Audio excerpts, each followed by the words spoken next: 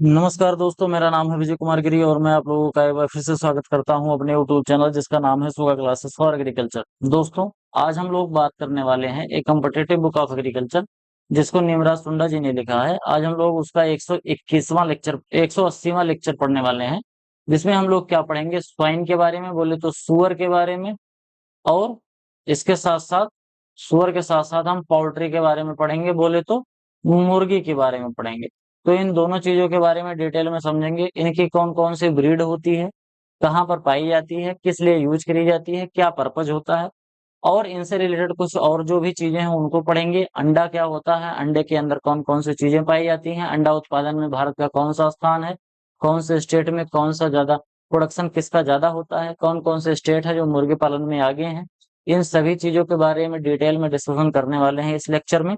तो चलिए शुरू करते हैं। उससे पहले मैं आप लोगों को बता दूं कि अगर आप लोग बीएससी एग्रीकल्चर कर रहे हो और इस समय आप लोग फर्स्ट सेमेस्टर में हो, तो आप यहाँ पर जो ये 8 कोर्सेज दिए गए हैं, ये 8 कोर्सेज आप लोग पढ़ रहे होंगे। अगर आप चाहते हैं कि ये 8 कोर्सेज आपको अच्छे से पढ़ने को मिल जाए, तो आपको इस क्यूआर कोड को स्कैन करना है, और स्कैन करने के बाद आपको 500 रुपए का पेमेंट करना है। मात्र 500 रुपए का पेमेंट करना है, और पेमेंट करने के बाद उसका स्क्रीनशॉट मेरे पास सेंड करना है। टेलीग्राम पर जाके सर्च करना @विजय कुमार गिरी 945। जिस तरीके से लिखा है बिल्कुल एग्जैक्ट इसी तरीके से लिखना टेलीग्राम पर। वहां पर आपको एक कॉन्टेक्ट आएगा, जिसमें आपको क्या करना है, आपने पेमेंट जो किया है उसका स्क्रीनशॉट सेंड कर देना और अपना मोबाइल नंबर सेंड कर देना। मात्र ये दो चीजें हमें प्रोवाइड कराने के बाद आपको जो पूरा कोर्स है वो प्रोवाइड करा दिया जाएगा। इसके अलावा अगर आप कोई डिटेल जानकारी भी चाहते हैं, तो इसी पर संपर्क कर सकते हैं। जहां पर आपने स्क्रीनशॉट सेंड किया है वहीं पर आप मैसेज लिख के डाल सकते हैं, तो आपके जितने भी जो समस्याएं हैं उनका जवाब दे दिया जाएगा कोर्स से रिलेटेड। चलिए आगे बढ़ते हैं, देखते हैं। सबसे पहले हम पढ़ेंगे स्वाइन के बारे में। स्वाइन का क्या मतलब होता है? स्वाइन बोले तो सुअर होता है। जो हम स्वाइन फ्लू का नाम जो सुना होगा ना, तो स्वाइन फ्लू सबसे पहले किस में फैलता था? सुअर में फैलता है। इसमें जो सबसे पहला पॉइंट अपने को मिल रहा है वो है बकौन। बकौन क्या होता है? जब हम मीट जो होता है सुअर का, इसको पकाते हैं नमक लगा के, ठीक, नमक लगा के आग में पकाते हैं। स्मोक्ड का मतलब क्या होता है? भूनना। क्या होता है? भूनना। आग की लपट जो होती है, आग की लपट में इसको भून लेते हैं, ऐसे नमक लगा के मैरिनेट करके, तो उसको हम क्या बोलते हैं? बकौन बोलते हैं। इसके बाद exotic breeds of swine. Swine की ज्यादातर जो ब्रीड्स हैं वो एग्जोटिक ब्रीड हैं। जो इंडियन ब्रीड होती हैं ये काफी ज्यादा वाइल्ड टाइप की ब्रीड होती हैं। तो इंडिया में वाइल्ड जो जंगली जो सुअर होते हैं, इंडिया में जो नेटिव हैं ये ज्यादातर ये वाइल्ड होते हैं, तो इनको पाला नहीं जाता है। पालने के लिए एक्जोटिक ब्रीड होती हैं, जिसमें अलग अलग तरीके के ब्रीड हैं। इनके नाम मैं आप लोगों को बता दे रहा हूँ, इनका बॉडी कलर कैसा होता है और नेटिव प्लेस आपको बता दे रहा हूँ। बाकी इनसे रिलेटेड क्वेश्चन बहुत ज्यादा डीप में पूछा नहीं जाता है, जहां तक मैं जान रहा हूँ, जहां तक मैंने देखा है ढेर सारे एग्जाम में। बात करेंगे इलिंड्रेस जो है, इसका जो कलर होता है ये व्हाइट कलर का होता है, और इसका जो नेटिव प्लेस है वो डेनमार्क है। ये फिर इसके बाद ड्यूरोक है। ड्यूरोक जो होता है ये रेड कलर का होता है, अमेरिका में इसका नेटिव प्लेस है। यॉर्कशायर जो है, यॉर्कशायर व्हाइट कलर का होता है, ये भी यूनाइटेड किंगडम में इसका नेटिव प्लेस है। चेस्टर व्हाइट जो है व्हाइट कलर का होता है, ये भी अमेरिका की ही एक ब्रीड है। और हेयरफोर्ड जो होता है ये एक तरीके की न्यू ब्रीड है सुअर की, जो कि अमेरिका में डेवलप करी गई, का नाम है हेयरफोर्ड। हेयरफोर्ड जो है ये एक नई ब्रीड डेवलप करी गई है सुअर की। अब हम बात करेंगे viral disease of the cattle. जितने भी कैटल हैं उनके वायरल डिजीजेस क्या होते हैं। देखो एक चीज मैं आप लोगों को बता दूं कि 5 जो डिजीजेस थी बहुत इंपॉर्टेंट, उनको मैंने पढ़ा दिया था। इसके बाद ये ढेर सारी डिजीजेस हैं, तो इनमें से क्वेश्चन बहुत ऊपर से पूछा जाता है। मतलब पॉक्स कैसी डिजीज है, वायरल है, बैक्टीरियल है, इस तरीके का क्वेश्चन पूछे जाते हैं। सिम्टम से रिलेटेड चीजें कम पूछी जाती हैं। और क्योंकि बुक में काफी शॉर्ट में दिया है, तो उस तरीके से मैं इसको बहुत ज्यादा डिटेल में पढ़ा भी नहीं रहा हूँ। अगर आपको डिटेल में पढ़ना है तो एनिमल हस्बेंड्री का कोर्स मैं जल्दी ही पढ़ाऊंगा, तो उसमें आपको परचेज करके पढ़ना पड़ेगा। वहां पर मैं आपको एनिमल हस्बेंड्री और इंजीनियरिंग, मतलब ऐसे समझो कि मैं एग्रीकल्चर को एक डिटेल वे में आगे आने वाले समय में एक कोर्स लॉन्च करने वाला हूँ। मैं सोच रहा हूँ अगर आप लोगों का सहयोग रहेगा तो आप लोग बताना कमेंट बॉक्स में। तो वो कोर्स ऐसा रहेगा, एक कॉम्प्रिहेंसिव कोर्स रहेगा। कॉम्प्रिहेंसिव कोर्स का मतलब कोई एक ऐसा बच्चा है जिसने बीएससी करते समय कुछ भी पढ़ाई नहीं करी है, और अब इस समय वो कम्पिटेटिव एग्जाम के लिए तैयारी करना चाहता है, और एक अच्छे लेवल का जो वनडे एग्जाम होता है उसके लिए तैयार करना चाहता है। तो एक ही साथ जितने भी कॉम्पिटिटिव एग्जाम होते हैं एग्रीकल्चर से रिलेटेड, चाहे वो राजस्थान का हो, चाहे बिहार का हो, चाहे उत्तर प्रदेश का हो, चाहे महाराष्ट्र गुजरात का हो, चाहे फिर सेंट्रल गवर्नमेंट का जो एएफओ होता है या इफको होता है, क्रिप्को होता है या फिर एफआईसी होता है, इन सब में जितने चीजें हैं, इनसे रिलेटेड जो भी एग्रीकल्चर से रिलेटेड जितने भी एग्जाम होते हैं, वनडे एग्जाम, उनमें ऐसा कोर्स मैं बनाऊंगा और इतने अच्छे से पढ़ाऊंगा जिससे कि आपको डिटेल में पढ़ने को मिल जाए। ऐसे समझना कि लगभग लगभग मैं 500 लेक्चर से 600 लेक्चर के आसपास मैं आप लोगों को पढ़ाने वाला हूं। उसमें तो ये इतने बड़े बड़े लेक्चर होंगे जिसमें साथ में आपको नोट्स भी मिलेगा, अच्छे से इसमें नोट्स रहेगा, चीजें हाईलाइट रहेंगी, विद फिगर आपको समझाया रहेगा। उसको मैं आपको वीडियो के माध्यम से पढ़ाऊंगा भी, रिकॉर्डेड लेक्चर भी आपको मिल जाएगा। इसके साथ साथ आपके जो क्वेश्चन होंगे, जो क्वेरीज होंगे, उनका आंसर भी मैं देते जाऊंगा। वो मैं कोर्स लॉन्च करने वाला हूं, क्योंकि ये जो लेक्चर आप पढ़ रहे हो, एक तो लेक्चर नंबर 180 और इसके बाद लेक्चर नंबर 181, ये दो लेक्चर मात्र आप जब पढ़ लोगे, इसके बाद जो हम ये सीरीज चला रहे हैं, ये हमारी सीरीज खत्म हो जाएगी। बोले तो ये अंत से दूसरा लेक्चर है। कल मैं इसका लास्ट लेक्चर पढ़ाने वाला हूँ। उसके बाद मैं फिर एक कोर्स लॉन्च करूंगा। इस तरीका से जैसा मैंने सोच रखा है मैं आप लोगों को बता दे रहा हूँ। लेकिन इसमें एक चीज है, या तो मैं इसको यूट्यूब पे डालूंगा तो यूट्यूब में आपको पेड कोर्स रहेगा। कहने का मतलब कि आपको यूट्यूब में एक होता है ज्वाइन बटन, उस पर जाके क्लिक करके ज्वाइन करना होगा मेरा चैनल, तब आप वो पढ़ पाएंगे, यानी कि मेंबरशिप वाली वीडियोस रहेंगी। और इसके अलावा मैं इसको पेड कोर्स के तरीके से लॉन्च कर सकता हूं, जैसे मैंने फर्स्ट सेमेस्टर का लॉन्च करा है। तो आप लोगों का अगर सपोर्ट रहेगा तो मैं इस चीज को और भी अच्छे से पढ़ाऊंगा। और साथ ही साथ जो मैं आप लोगों के लिए वो एनआर सुंडा जी की जो सीरीज चल रही है, जिसमें मैं 10 क्वेश्चन आप लोगों से पूछता हूँ, वो तो वैसे चलती रहेगी जब तक वो कंप्लीट नहीं हो जाता है।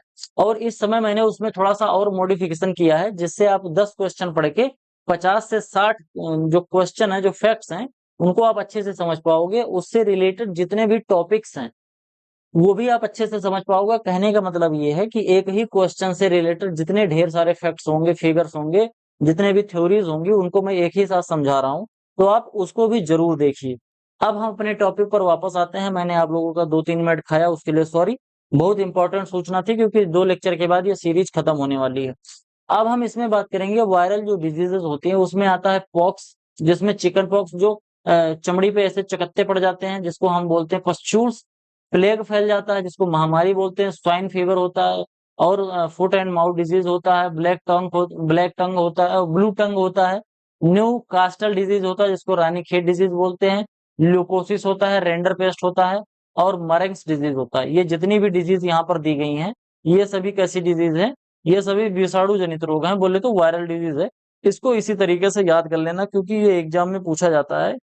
क्वेश्चन ऐसे पूछा जाएगा कि फुट एंड माउथ डिजीज कैसा है, मतलब इसका कॉजल ऑर्गेनिज्म कौन होता है, तो आपको बताना रहेगा कि ये वायरस की वजह से फैलता है। इस तरीके से क्वेश्चन वहां पर पूछे जाते हैं। फंगल डिजीज के बारे में बात करते हैं, जो फंगस की वजह से होता है। ब्रोंकाइटिस होता है, रिंगवर्म होता है, एफ्लोटॉक्सिन्स होता है, एनाप्लाज्मोसिस होता है, ब्रोनकाइ ब्रो ब्रोनकोमायोसिस होता है। और इसके बाद ब्लेडर न्यूमोनिया होता है, ब्लेडर न्यूमोनिया। ये सब चीजें आप लोगों को देखने को मिलती है हमारे जानवरों में। और ये किस तरीके की डिजीज होती है? ये सभी एक फंगल डिजीज होती है। इसके बाद आता है प्रोटोजोवा डिजीज, जो प्रोटोजोवा की वजह से होता है। वो कॉक्सीडियोसिस और इसके साथ साथ दिलेरियासिस, ये दो जो बीमारी है, ये कैसी वजह से फैलती है? ये प्रोटोजोआ की वजह से फैलने वाली बीमारियां। आगे हम बात करेंगे बैक्टीरियल डिजीज, जो कि फिर जीवाणु जनित रोग होते हैं, जिनको हम बोलते हैं जीवाणु जनित रोग, जो कि जीवाणुओं से होता है। उसमें एक होता है सर्रा डिजीज, बहुत ही बेकार डिजीज होती है। ये अगर सर्रा डिजीज लगी तो 24 से 48 घंटे के अंदर अंदर आपका जानवर अगर मर जाएगा। इसमें क्या होता है कि जो खूंटा होता है, खूंटा तो आप समझते होंगे, जहां पर गाय बांधी जाती है, गाय या भैंस। तो जब इनको सर्रा होता है, तो ये जो खूंटा होता है, इसी खूंटे के चारों तरफ ऐसे ऐसे गोल गोल ये घूमती रहती है। ऐसे ऐसे घूमती रहेगी जब तक मर नहीं जाती, तब तक ऐसे ये घूमती रहती है, बार बार ऐसे घूमती रहेगी। ये इसका जो प्रोटोजोआ होता है, ये जो जानवर होता है उसके मस्तिष्क पर अटैक करता है, जिसकी वजह से वो बार बार ऐसे गोल गोल घूमती रहती है। रस्सी से बंधी रहेगी खूंटे पे, और ऐसे गोल गोल हर तरफ घूमती रहती है। तो ये सर्रा डिजीज होती है, जिसको हम बोलते हैं सोमियासिस। फिर इसके बाद एंथ्रेक्स बीमारी होती है, इसके बारे में बहुत बार बताया हूँ। ब्लैक क्वार्टर होता है, ब्रुसलोसिस होता है, हेमोरेजिक सेप्टिसेमिया होता है, इसके बारे में भी मैंने बताया है। ट्यूबरकुलोसिस होता है, टाइफाइड होता है, मास्थेसिस होता है, निमोनिया होता है और कॉलरा होता है। ये सभी जितनी डिजीजेज होती हैं, ये सभी किसकी वजह से फैलती हैं? सभी बैक्टीरियल डिजीज हैं, जो कि बैक्टीरिया की वजह से फैलती हैं। अगला अपना टॉपिक है पाउल्ट्री। बोले तो मुर्गी, मुर्गियों को क्या बोलते हैं हम? जब हम पशुपालन पढ़ रहे होते हैं तो मुर्गी को हम पाउल्ट्री कहते हैं। पाउल्ट्री की ब्रीड के बारे में बात करें तो रोड आइसलैंड रेड होता है, एक अच्छी ब्रीड होती है। इसका नेटिव प्लेस जो रोड आइसलैंड है, बोले तो विदेशी ब्रीड है ये। और ये डुअल पर्पज होता है। मुर्गियों में डुअल पर्पज का मतलब होता है कि ये एग के लिए भी यूज करी जाती हैं और साथ में मीट के लिए भी यूज करी जाती हैं, यानी कि ये दो पर्पज इनका एग और मीट होता है। ये लगभग 100 अंडे एक साल में देती हैं। इनकी बॉडी जो होती है थोड़ी रेक्टेंगुलर होती है, मैं आपको रेक्टेंगुलर बना के दिखा दे रहा हूँ। इस तरीके की बॉडी होती है, इस वजह से इनको रेक्टेंगुलर बोला जाता है। ये वाली जो चीज है, ये वाली चीज तो केवल बाल बाल है, इसमें बॉडी नहीं है। अगर इसको छील दोगे तो यहाँ पर कुछ नहीं दिखेगा। और ये गर्दन है, बाकी यहाँ पर आप ध्यान से देखोगे तो ये कैसा है? रेक्टेंगुलर है। और इसको जब फ्रंट साइड से देखोगे तो ये भी फ्रंट साइड से भी ऐसे रेक्टेंगुलर दिखती है, यानी कि इसके मुंह के साइड से देखोगे तब भी ये रेक्टेंगुलर दिखती है। तो इस वजह से इसको क्या बोला जाता है कि ये थोड़ी सी कैसी है? रेक्टेंगुलर, रेक्टेंगुलर इसका बॉडी शेप होता है। ये व्हाइट लेग हॉर्न जो है, ये ब्रीड होती है। ये अंडे बहुत देती है, 220 अंडे लगभग एक साल के अंदर अंदर देती है। एक साल के अंदर 220 अंडे बहुत अंडे होते हैं। ये हाईएस्ट एग प्रोडक्शन करती है पूरी भारत, और मतलब पूरी दुनिया में। पूरी दुनिया में सबसे ज्यादा जो अंडे देने वाली प्रजाति है वो यही है। हम लोग जो अंडा खाते हैं, ये अंडा ज्यादातर कहाँ से मिलता है? ये अपने को मिलता है व्हाइट लेग हॉर्न से। इसका जो नेटिव प्लेस है वो इंग्लैंड है या इटली माना जाता है। इसके बाद है रेड कॉर्निश। रेड कॉर्निश इस तरीके का होता है, इंग्लैंड में इसका ओरिजिन प्लेस है। और अमेरिका में ये काफी ज्यादा फेमस है मीट के लिए, अमेरिका में इसका मीट बहुत ज्यादा फेमस है। आगे बात करते हैं, अगली ब्रीड है जो वो प्ले माउथ रॉक है, ये भी अमेरिकन होता है। और इसका सबसे अच्छी क्वालिटी ये होती है कि इसकी जो बॉडी होती है वो चितकबरी होती है, जैसे जेबरा होता है उस कलर का ये होता है। ये व्हाइट और ब्लैक कलर का मिक्सचर होता है। और इसका जो मीट होता है वो बहुत अच्छी क्वालिटी का होता है। बोले तो मीट पर्पज के लिए लगाया जाता है, इसको लगाया जाता है, उगाया जाता है, मतलब इसको पाला जाता है। असील, असील जो है ये वाली है मुर्गी। देखने में तो थोड़ी सी क्या होती है कि इसकी जो बॉडी होता है, यहाँ का बॉडी से थोड़ा सा पतला होता है। यहाँ पर देखो इतना मोटा है, लेकिन ये थोड़ा सा पतला होता है। इनकी गर्दन काफी ज्यादा लंबी होती है और पैर काफी ज्यादा लंबे होते हैं, मतलब इनकी हाइट ज्यादा होती है। इस तरीके से जो होती है थोड़ा ज्यादा होती है, वजन इनका कम होता है। लेकिन ये काफी ज्यादा ऐसा समझो कि स्टील बॉडी टाइप के होते हैं। इस वजह से इनको क्या किया जाता है? फाइटिंग के लिए यूज किया जाता है। जो मुर्गी वाली लड़ाई होती है उसमें इसको यूज करा जाता है इंडिया में। और ये इसका नेटिव प्लेस की बात करें तो इसका जो असील है, असील का नेटिव प्लेस जो है वो उत्तर प्रदेश माना जाता है। इसके बाद आगे हम बात करते हैं कड़कनाथ मुर्गा। ये कड़कनाथ होता है, ये ब्लैक कलर का इसका मीट होता है। इसको जब काटोगे तो इसकी चमड़ी निकालोगे तो इसका जो मीट होता है वो बिल्कुल ब्लैक कलर का मीट होता है। इसके अंदर बढ़िया प्रोटीन अच्छी क्वांटिटी में पाया जाता है, खाने में स्वास्थ्य के लिए काफी ज्यादा ये स्वास्थ्यवर्धक होता है। बात करेंगे अंडे के बारे में। अंडा जो होता है उसके अंदर एक अंडे में, जो एक नॉर्मल अंडा होता है उसके अंदर 6 ग्राम प्रोटीन पाई जाती है और 6.5 ग्राम CaCO3 पाई जाती है। बोले तो इसका जो एक खोल होता है वो 6 ग्राम का होता है। 14 ग्राम इसके अंदर विटामिन पाया जाता है। इसके अंदर कितना होता है? 14 ग्राम विटामिन होता है। आंध्र प्रदेश जो है वो लार्जेस्ट प्रोड्यूसर है पोल्ट्री का, और एग का भी लार्जेस्ट प्रोड्यूसर है। बोले तो आंध्र प्रदेश में सबसे ज्यादा पोल्ट्री भी, यानी कि मुर्गी पालन भी सबसे ज्यादा आंध्र प्रदेश में होता है। और अंडा का उत्पादन भी आंध्र प्रदेश सबसे ज्यादा स्केल पर करता है। अगर हम एग में जो पीला सफेदी होती है, जिसको हम जो पीला पीला कलर का होता है एग के अंदर, जिसको हम जर्दी बोलते हैं, ये क्या होता है? यॉल्क कहते हैं इसको, ठीक। ये हिंदी में देसी भाषा में जर्दी कहा जाता है, लेकिन वैसे इसको क्या बोलते हैं? इसको एग यॉल्क बोलते हैं। और ये जो पीला कलर होता है ये किस लिए होता है? तो इसके अंदर जेंथोफिल कंपाउंड पाया जाता है। और इसी जेंथोफिल कंपाउंड की वजह से ये कैसा हो जाता है? ये येलो कलर का होता है। इसके बाद बात करते हैं internal quality of egg is determined by कैंडलिंग। कैंडलिंग करके इसकी इंटरनल क्वालिटी देखी जाती है। कैंडलिंग कैसे करते हैं? यहाँ पर हमने कैंडल जला दिया, यहाँ पर अंडा रख लिया, और यहाँ से हम देख रहे हैं अंधेरे में। इस तरीके से देखोगे, यहाँ से देखोगे इसको अंडे को, और यहाँ कैंडल जला के, तो इस तरीके से दिखेगा। तो इसको बोलते हैं कैंडलिंग। इससे पता किया जाता है कि अंडे की क्वालिटी क्या है। बोले तो अंडा कैसा है, अंदर से खराब तो नहीं हुआ है, अंडे से चूजा निकलेगा कि नहीं निकलेगा, यह सभी चीजें ऐसे पता करी जाती हैं। In tropical climate poultry houses should be constructed east to west to avoid direct sunlight heating and shade। जब हम पूरब पश्चिम में लगाते हैं, ये तो हो गया उत्तर, दक्षिण, पूरब और ये पश्चिम। जब हम ऐसे बनाते हैं पूरब पश्चिम में, तो जो हवाएं चलती हैं वो किधर से चलेंगी, इधर से घुसती हैं, और जो सूरज होता है वो इधर से निकलेगा, इधर से, और पश्चिम को जाता है ऐसे दक्षिण को होके, इस तरीके से जाता है। तो अगर हम ऐसे बनाए रहेंगे तो सनलाइट कम पड़ेगी, लेकिन अगर हमने ऐसे बना दिया तो सनलाइट ज्यादा पड़ेगी, इस वजह से ऐसे बनाया जाता है।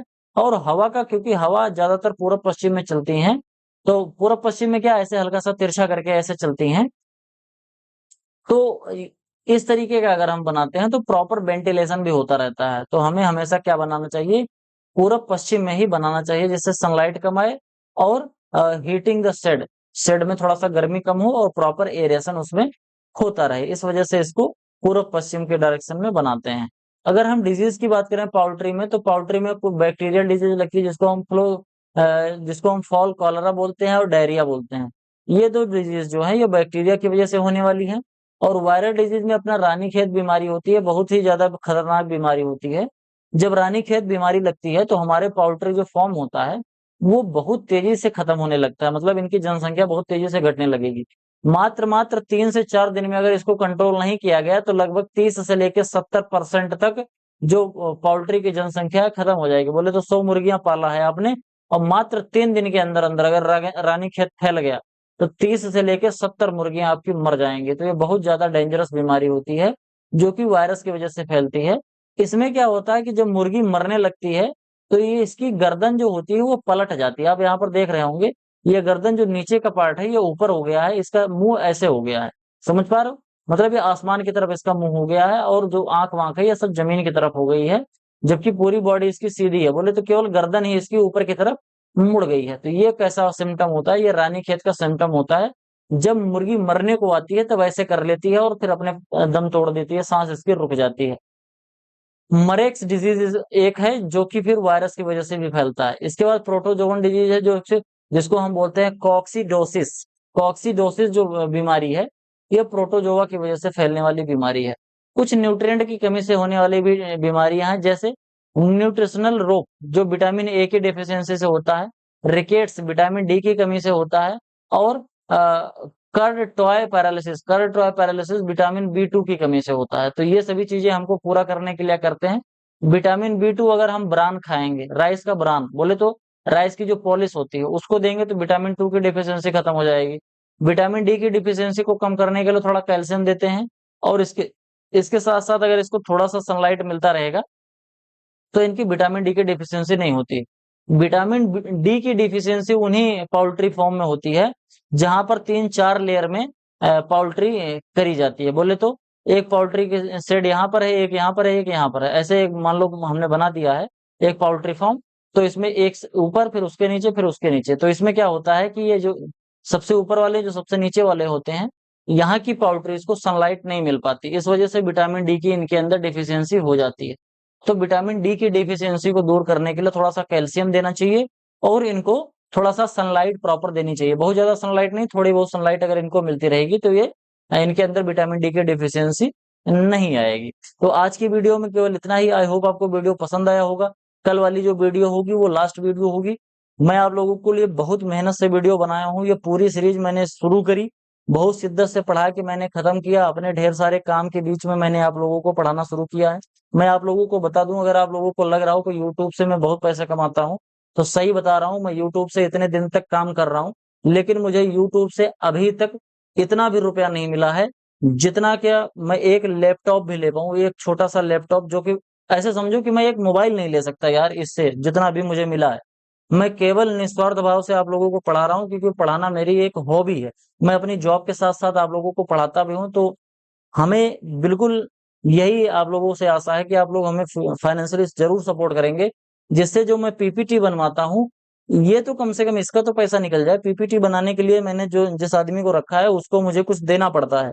जब वो पीपीटी नहीं बनाता है तो मुझे कोई दूसरा अरेंज करना पड़ता है। तो इस वजह से आपकी वीडियो रुक जाती है। कई बार मैं अपने ढेर सारे काम में रहता हूँ, तो वीडियो मैं आप लोगों के लिए एडवांस में रिकॉर्ड करता हूँ। जैसे आपको ये जो वीडियो मिल रही है, मैं रिकॉर्ड करके ला रहा हूँ। आप समझना कि मैं 10 दिन के लिए घर जा रहा हूँ, मैं जॉब से अपनी छुट्टी लेके 10 दिन के लिए घर जा रहा हूँ।